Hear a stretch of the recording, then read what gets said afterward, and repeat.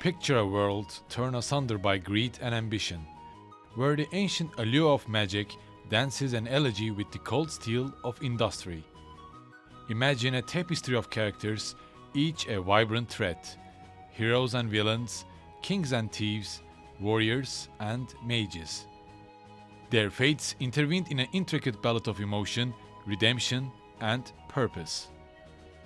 Within this world, amidst this cast, there emanates an eerie love, spiraling upward from the depths of madness into the very stars. A chilling aria that belongs to one unforgettable antagonist, Kefka Palazzo.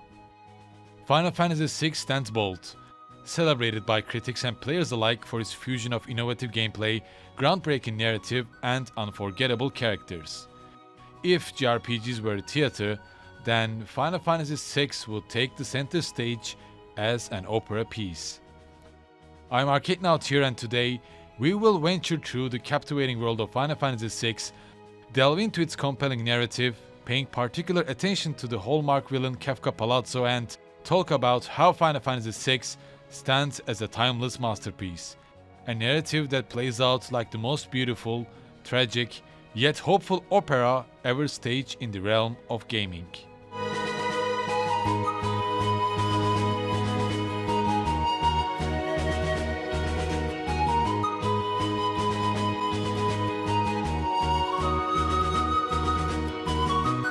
Final Fantasy VI is a tale of a world on the brink, an intoxicating tango between power and insanity. A journey through narratives as varied as they are profound. Each note of this opera piece, every pixel of this landscape, and each strand of this narrative echoes the game's timeless artistry. Its narrative compels a tale that interweaves elements of hope, despair, love, and loss, and the eternal struggle between the good and evil. It's set in a richly designed steampunk world where magic was once prevalent but now is lost. The story begins in the world of balance as the malevolent Gestalian Empire, led by Emperor Gestal and his crazed court jester and the general Kefka, is on a quest to harness the power of Espers, the mythical creatures of old that wield incredible magic. I have talked about what these Espers are in my Final Fantasy XVI video, so be sure to take a look at that also. The world of Final Fantasy VI is once engulfed in flames of the War of the Magi, and another war full of magic would mark this world's end. Final Fantasy VI's narrative is similar to the Final Fantasy II and IV that presents its unique characters with diverse motives and personalities. The opening chapter sets the stage for a dramatic unfolding of events that sees a diverse group of heroes rise against the Empire's tyranny. Final Fantasy VI's narrative starts with three Magitech armors walking in a thick blizzard trying to approach a town. As you see this scene, you start to realize that storytelling is different from the prequels. Final Fantasy VI uses the hardware of SNES to its utmost limits to convey its world with cinematic cutscenes. As the narrative starts with one of the first cinematic cutscenes of gaming history, its narrative pushes boundaries further with a cataclysmic mid-game event that drastically alters the game's world, introducing the world of ruin and taking the storyline into darker, more introspective territory, marking another unique aspect of Final Fantasy VI. As you can see, the storytelling in Final Fantasy VI is notable for its maturity and thematic depth. It explores complex issues such as the cost of unchecked ambition, trauma of war, the quest for identity, and the importance of hope in times of despair. It is a narrative where every victory feels hard-won and every loss resonates deeply, providing a storyline that engages players on a profound, emotional level. If you have enjoyed Final Fantasy IV, 7, 8, and 10, you will love Final Fantasy VI.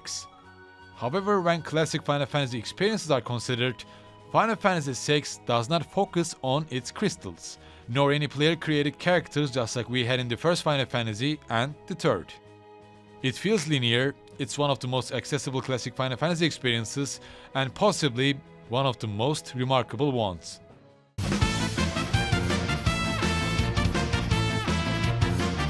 And one of the most distinctive aspects of Final Fantasy VI is its diverse cast.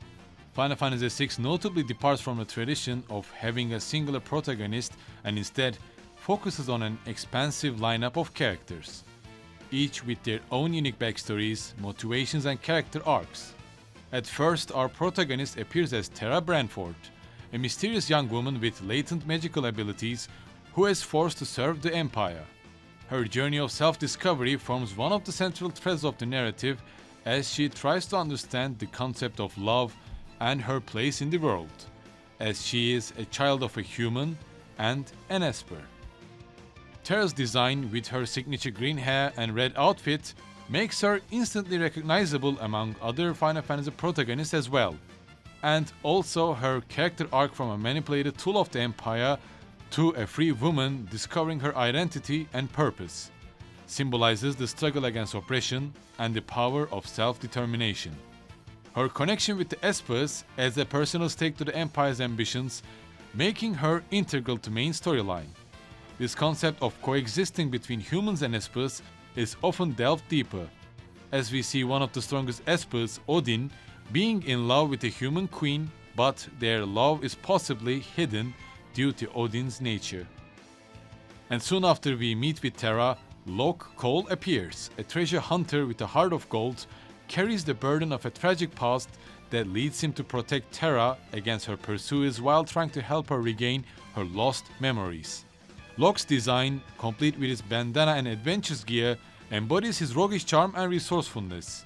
His role as a protector, especially towards Terra and Celeste, stems from his past guilt over failing to save a loved one, and his character development revolves around his journey to forgive himself and let go of the past. Other memorable characters of Final Fantasy VI include Celeste, a former general of the Empire who joins the rebel cause. Celeste's design, featuring her white and blue attire and her military bearing, reflecting her disciplined, strong-willed nature, as well as her redemption arc. She defects from the Empire after questioning their methods, joins the Returners, and becomes a critical player in fighting against Kefka. Her relationship with Locke, which blossoms from a companionship born of a shared goal to a deeper romantic connection, adds an emotional depth to her character and provides one of the game's most charming narratives. And later on we have Edgar Figaro, a monarch who uses his wit and charm to resist the Empire. And Edgar Figaro and his brother Sabin Figaro ruled the desert kingdom of Figaro. Edgar with his suave charm and Sabin with his more direct and earnest personality offer a dynamic contrast. Edgar's tool-based abilities and Sabin's martial art prowess reflect their individual approaches to life. These two brothers embody the theme of responsibility versus freedom, with Edgar accepting the burden of leadership and Sabin choosing to seek his own path. And one of my favorites, Shadow, a stoic ninja with a hidden past, as he is one of the game's more enigmatic figures when compared to others. His design, complete with a full ninja garb and a pet dog, Interceptor, adds to his mysterious aura. Shadow's backstory, which is revealed in dream sequences, adds layers to his otherwise reserved personality and offers one of the heart-rending narratives in the game. And his companion Interceptor can parry even the deadliest of bosses without any problems. These characters, nearly all 14 of them, with their distinct personalities, motivations and arcs, bring the world of Final Fantasy VI to life. Their personal struggles mirror the larger conflicts against the Empire, and their growth throughout the narrative reinforces the game's themes of hope, resilience, and redemption. In this assemble, players find characters to emphasize with, cheer for, and remember long after the game ends. However, arguably the most notable character is Kefka Palazzo, the game's main antagonist.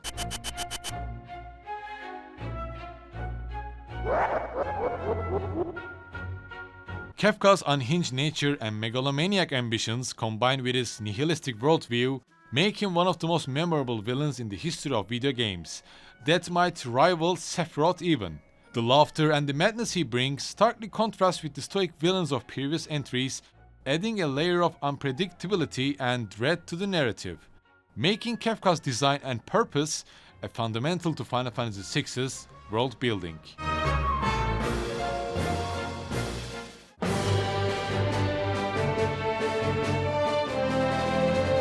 When we think about the SNES era and its launch year, Final Fantasy VI offered a unique world that was never seen in gaming history, as it's skillfully blending elements of high fantasy with steampunk aesthetics. The detailed pixel art cutscenes, creating intricate environments and cinematic scenes that emphasize the impact of Final Fantasy VI's story. The steampunk design and Final Fantasy's unique high fantasy concept are well blended. From the Figaro castle that sinks into the sand to escape Kefka's attack to Setzer's gambling casino that is located in an airship that matches Final Fantasy concept. From the unique steampunk atmosphere to the world of ruins, haunting, desolate ambience, its stylistic departure from previous titles were received so well that it even influenced the sequel's design, Final Fantasy VII. On the other hand, it focuses on one of the defining aspects of Final Fantasy series, the Espers. Just like Final Fantasy XVI, the Espers, starting from Ramuh, Shiva and Ifrit, have an important role.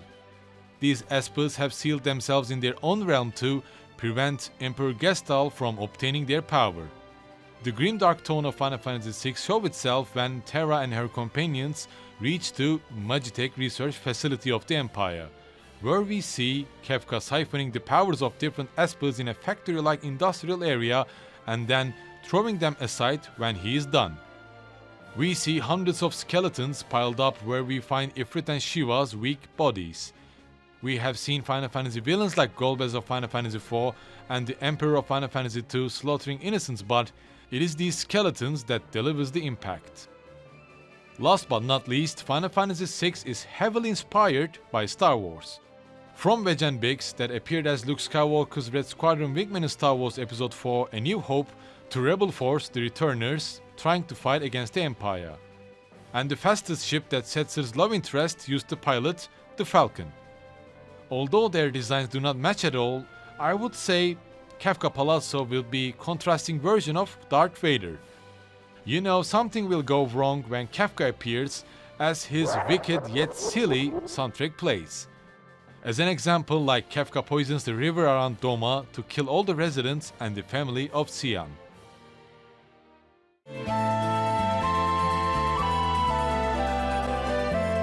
If I were to go back to comparing Final Fantasy VI with its predecessors, it distinguishes itself through defined lead characters that take the spotlight from Terra from time to time. And to be honest, I'm having difficulties calling Terra as the main character in most of times. I believe Celeste would be a really strong rival to take the mantle as the protagonist as well, quite differing from the prequels as Furion and Cecil carrying the mantle of protagonist from start to finish. The bold move with diversified cast gives players a deeper connection, a connection that would make them care for characters, sympathize with them, and as well as with the events that shape the world of Final Fantasy VI.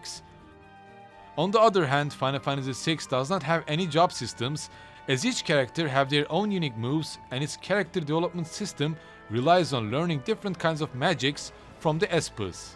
Locke can steal items from the enemy units, Edgar can use different gadgets to deal damage or inflict any status effects, and Sabin can German suplex phantom trains. I believe it's crucial to build a team that seems fun to play for you personally, as you can customize each and every character with Espers to improve their attributes. I wouldn't say it's best, however Final Fantasy VI's combat and its character range offers a smooth experience that would reward you. The first Final Fantasy provided the foundation, introducing elemental crystals, turn-based combat, and an initial class system that leads to building a team that would cover different roles. Final Fantasy II further developed storytelling with more character-driven narratives and introduced a character progression system that is tied to actions in combat, a concept refined in Final Fantasy VI's Esper system. Final Fantasy III introduced the job system, allowing characters to change their class. This gave players a level of control over their party's abilities and composition. It was a gameplay mechanic further honed in Final Fantasy V and became a staple in later games, including Final Fantasy VI, albeit in a more specialized manner with each character having a unique job. Final Fantasy IV was the turning point for storytelling within the series, featuring a memorable cast with more detailed backstories, emotional arcs, a principle that was the heart of Final Fantasy VI. Final Fantasy V refined the job system and delivered a narrative between light-hearted adventure and the serious peril, a balance that Final Fantasy VI managed to strike effortlessly. However, if we were to compare Final Fantasy VI to its predecessors, we need to talk about Kefka Palazzo, the dancing mat.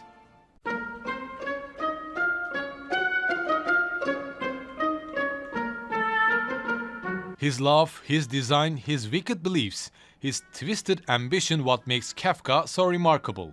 As the central antagonist of Final Fantasy VI, his design, motive and evolution subverted established norms of the JRPG genre, and possibly Kefka's character design would even rival other game genres, movies and novels as well.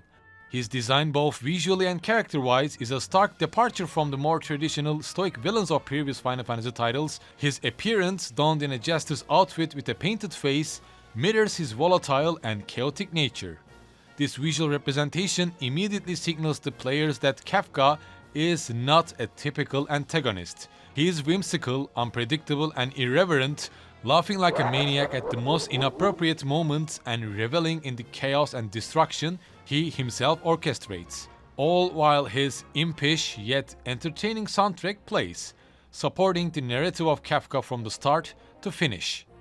And from a narrative perspective, Kefka's motivations are grounded in nihilism and a thirst for absolute power, as he is the product of a failed experiment by the Empire to infuse a human with magical abilities, which led to his insanity. To put it simply, Kefka believes in nothing, values nothing, and seeks to drag the entire world into abyss of despair that his mind inhabits. He ascends from a mad jester to a godlike being, bringing about the end of the world halfway through the game, a really rare occurrence in the JRPG genre and when other genres are considered as well. And in order to better understand Kefka, let's compare him with the previous antagonists of Final Fantasy series.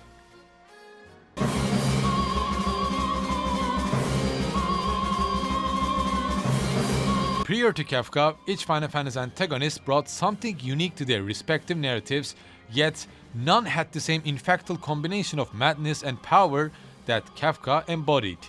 Garland from Final Fantasy I was a fallen knight caught in an eternal loop of defeat and reincarnation. Emperor Matthias from Final Fantasy II was the embodiment of a tyrant seeking to control both heaven and hell. The Cloud of Darkness in Final Fantasy III was an abstract entity representing nihilism and oblivion, an essence Kefka would embody in his ascension. Golbez from Final Fantasy IV, though initially portrayed as a villain, was eventually revealed to be a pawn of a greater evil and found redemption, contrasting with Kefka's consisting descent into chaos. X-Death from Final Fantasy V was born from a tree that absorbed evil spirits, symbolizing manifestation of concentrated malice and sharing Kefka's nihilistic tendencies. Yet none of these characters achieved the sort of apocalyptic victory that Kefka managed to secure.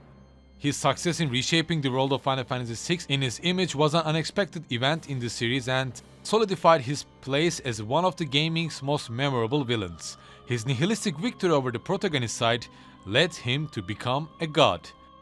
A nihilistic god that still questions the concepts such as life, hope, and dream. But not just Kefka's narrative, his artistic design, the way he is introduced, and finally his wicked, impish soundtracks that turns into a classical music, an opera piece as Kefka reaches the godhood.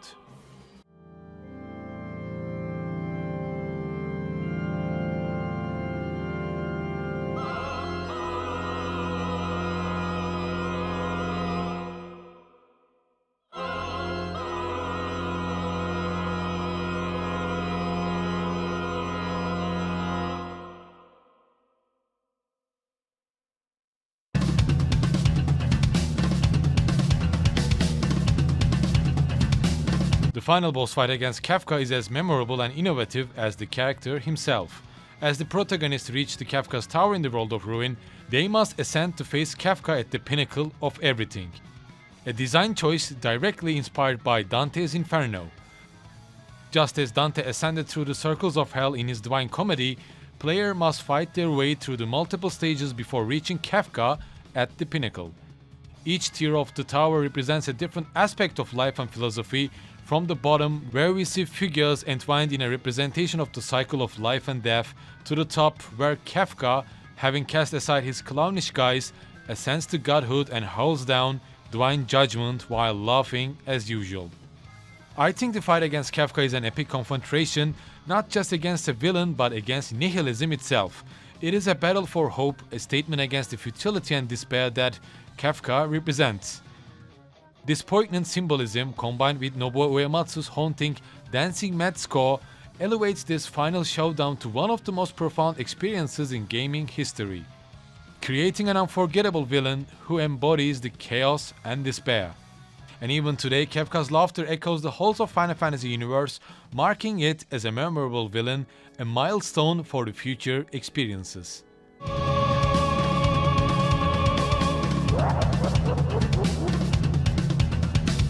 I believe the impact of Kefka's character and narrative design also left his mark on future Final Fantasy games, most notably on Sephiroth from Final Fantasy VII. Sephiroth's fall from grace and eventual descent into madness mirrors that of Kefka. Well, although Sephiroth maintains a cold, stoic exterior in stark contrast to Kefka's manic tendencies. The cinematic and opera-like narrative of Final Fantasy VI took on a new form with the power of PlayStation, making Final Fantasy VII, 8 and 9 classics and must-play experiences of that era. While Final Fantasy VII and subsequent titles continue to evolve in their gameplay and narrative presentation, the core principles, rich world building, deep character development, and intricate battle systems can all trace their lineage back to Final Fantasy VI, underscoring the timeless influence of this masterpiece. Final Fantasy VI represents a unique blend of complex character arcs, compelling narrative, innovative gameplay mechanics, and an expansive, intricately crafted world. Its groundbreaking design took what had been established in its predecessors and elevated into new heights, creating a game that resonates with players even decades after its release. And with its rich lore that offers a blend of fantasy and steampunk elements rarely seen in the genre, exploring universal themes of hope, identity, and redemption against the backdrop of a civilization teetering on the edge of annihilation. Not only the world but its characters are deeply relatable, each with their personal struggles and triumphs in a world shrouded in despair. And I believe all of these aspects underlines the mark of a masterpiece. As always, thank you for watching today's video. Don't forget to follow me on Twitter or support my content through Patreon if you would like to. I will see you soon with more retro content. Stay tuned.